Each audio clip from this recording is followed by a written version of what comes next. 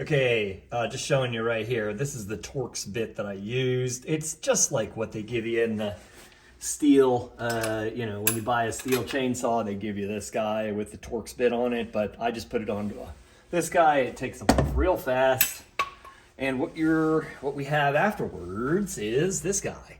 Now, it's vitally important. Anybody who's ever done this knows what I'm going to say next. If you remove this screw, you have to be extremely careful about the spring that's wound up in there. That's what gives it the, ability to pull and spin back and forth, a big spring.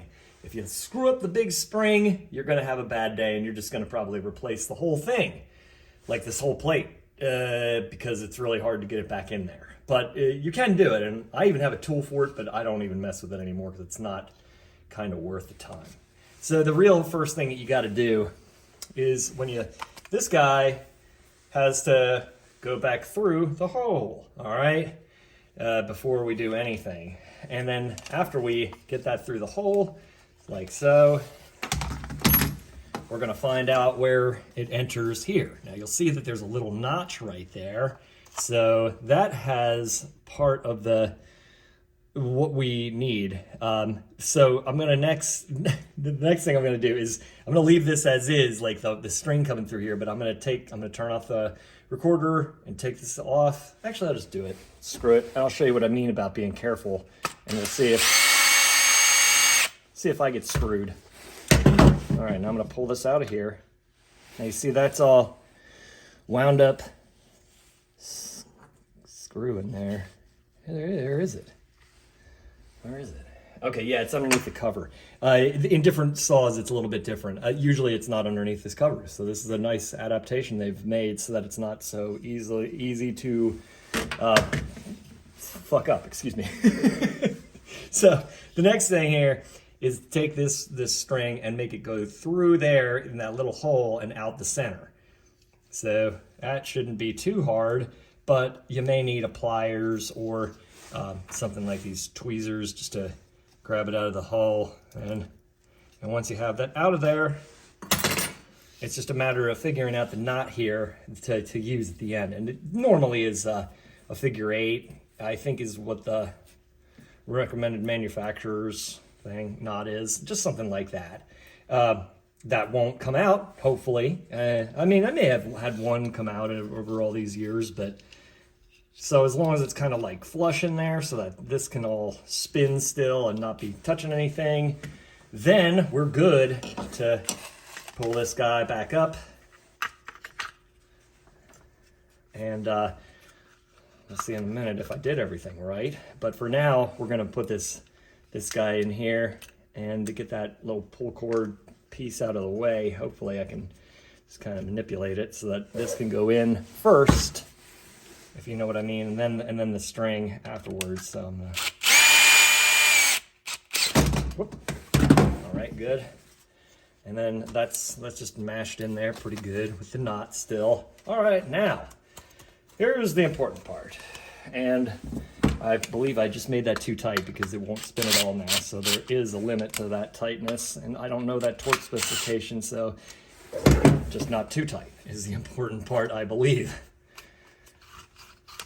And it's spinning again, but it's a lot harder than it was, so I'm still going to loosen it up a little bit.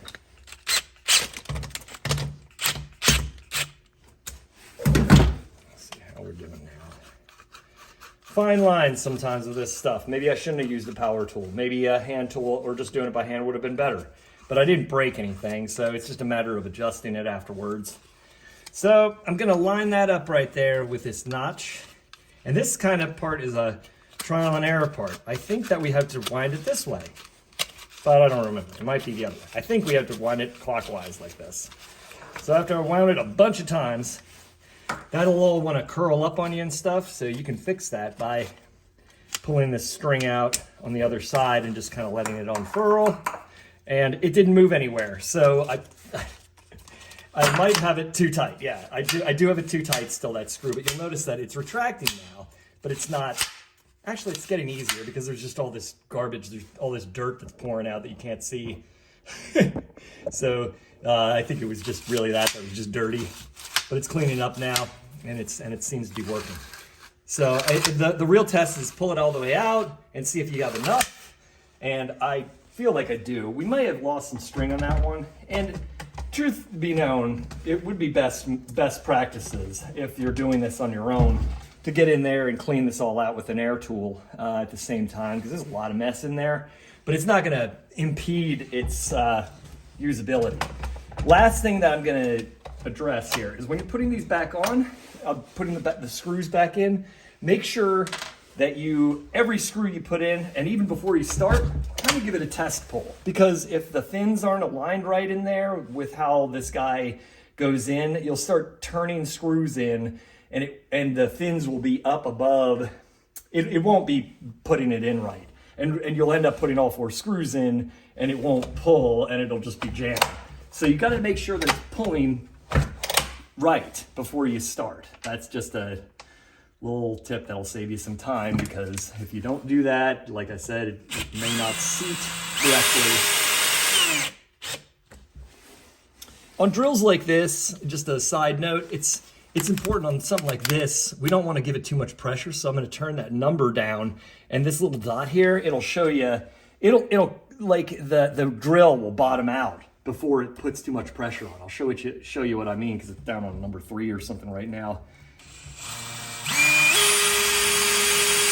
Hear that? That's not the screw stripping, that's the drill limiting itself for how much torque it gives. And that's good, because you don't want to strip all the screws out. So pay attention to your tools and learn them right. And in the end, you might have a saw that even works again. So thanks.